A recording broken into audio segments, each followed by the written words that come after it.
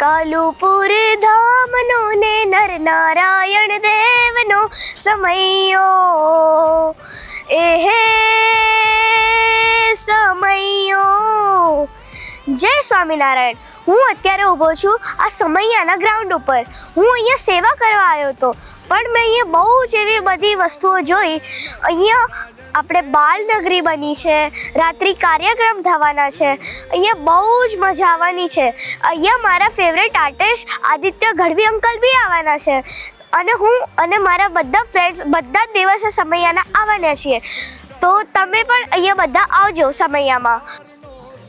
સમયો 23 જાન્યુઆરીથી 27 જાન્યુઆરી સુધી યોજવામાં આવેલ છે. આ સમયના પ્રથમ દિવસે 23 જાન્યુઆરીએ પોથી યાત્રા, આચાર્ય સ્થાપના મંદિર, એઆઈ ટેકનોલોજી દ્વારા શિક્ષાપત્રી એક્ઝિબિશન, પ્રદર્શન, બાળનગરી તથા રાત્રે સાંસ્કૃતિક કાર્યક્રમમાં આદિત્ય ગઢવી આવવાના છે.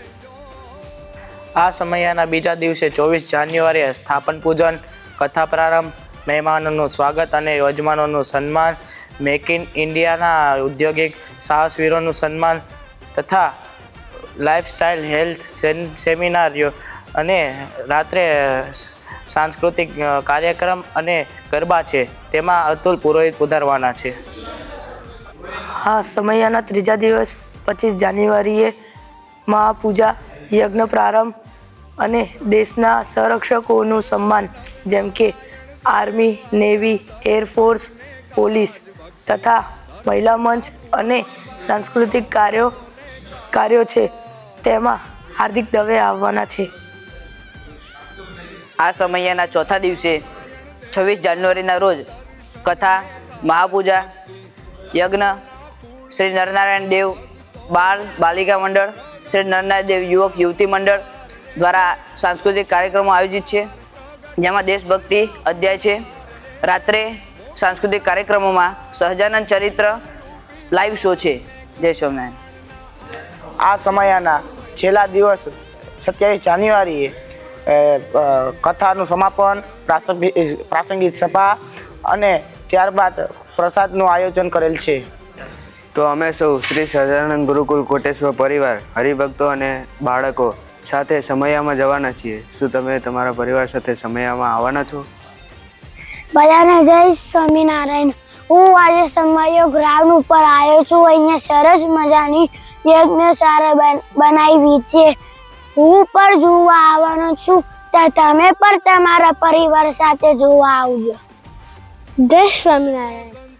સમૈયાની પૂર્વ તૈયારી નિમિત્તે હું અહીંયા રોજ સેવા કરવા આવું છું, એટલે મેં જોયું કે અહીંયા બહુ બધા સેલ્ફી પોઈન્ટ છે, એટલે બાળકોને એમના પરિવાર સાથે અહીંયા સેલ્ફી લેવા આવું.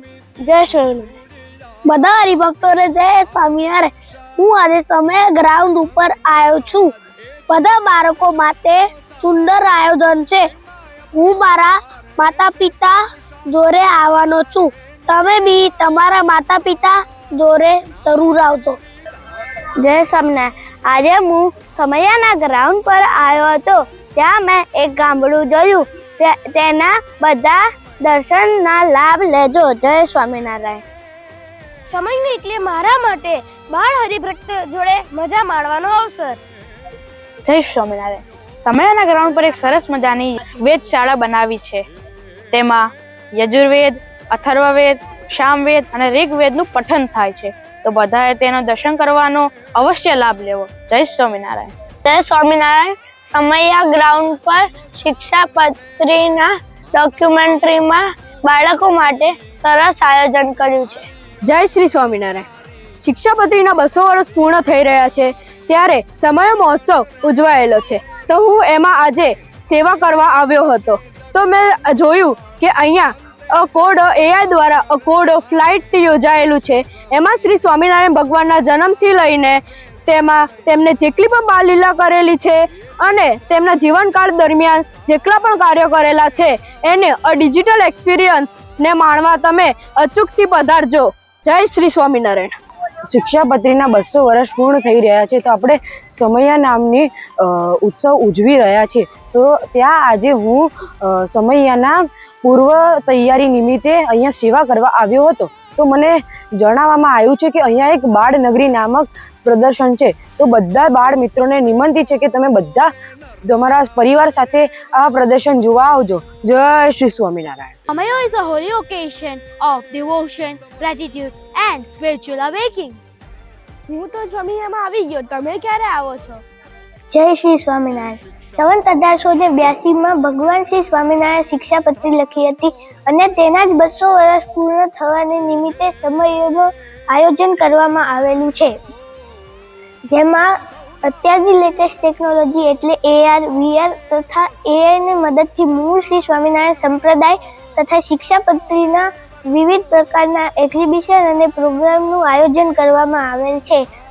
માટે આપણા જીવનમાં એક જ વાર આવનારો આ સમયોમાં આપ સૌને સપરિવાર પધારવા માટે ભાવભર્યું આમંત્રણ છે. જય શ્રી સ્વામિનારાયણ. જય સ્વામિનારાયણ. ભગવાને શિક્ષાપત્રી લખેલા તેના 200 વર્ષ પૂર્ણ થવા જઈ રહ્યા છે. તેના નિમિત્તે સમયો ઉજવવામાં આવે છે. તેના અંદર બાળકો માટે બાળનગરીનું આયોજન કરવામાં આવ્યું છે. તેમાં હું જવાનો છું, તમે પણ જરૂરથી આવજો. જય શ્રી સ્વામિનારાયણ. આપણે શિક્ષાપત્રી લેખનના 200 વર્ષના સમયનું આયોજન કરેલ છે, જેની અંદર અલગ અલગ વિભાગોનું આયોજન કરવામાં આવેલ છે, જેની અંદર મહાપૂજા, યજ્ઞશાળા, પ્રદર્શન અને શિક્ષાપત્રી ડોક્યુમેન્ટરી વગેરેનું આયોજન કરવામાં આવેલું છે. તેની અંદર શિક્ષાપત્રી ડોક્યુમેન્ટરીની અંદર શ્રીજી મહારાજે 200 વર્ષ પહેલાં લખેલી શિક્ષાપત્રીનું આપણે આજના મોડર્ન જમાનાની અંદર કઈ રીતે યુઝફુલ થાય છે તેના વિશે માહિતગાર કરવામાં આવશે. અને આપણને પ્રદર્શનની અંદર AR, VR અને AI જેવી લેટેસ્ટ ટેકનોલોજી દ્વારા શ્રીજી મહારાજના પ્રત્યક્ષ દર્શન કરી રહ્યા છીએ તેવો અનુભવ થશે. અને આ મહોત્સવની અંદર આપ સૌને પરિવાર સાથે પધારવા માટે મારું ભાવભર્યું આમંત્રણ છે. જય સ્વામિનારાયણ. જય શ્રી સ્વામિનારાયણ. સમય ઉત્સવમાં યજ્ઞશાળા, જ્યાં યજમાનો દ્વારા 3 દિવસ વેદોમય હોમાત્મક યજ્ઞ થશે.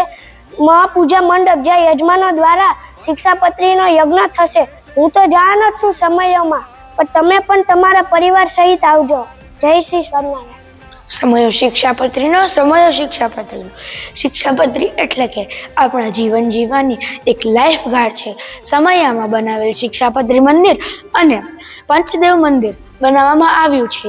આ અવસરનો લાભ લેવા માટે હું પણ મારા પરિવાર સાથે અહીંયા પધારીશ અને તમે પણ તમારા પરિવાર સાથે અહીંયા પધારવાનું ભૂલશો નહીં.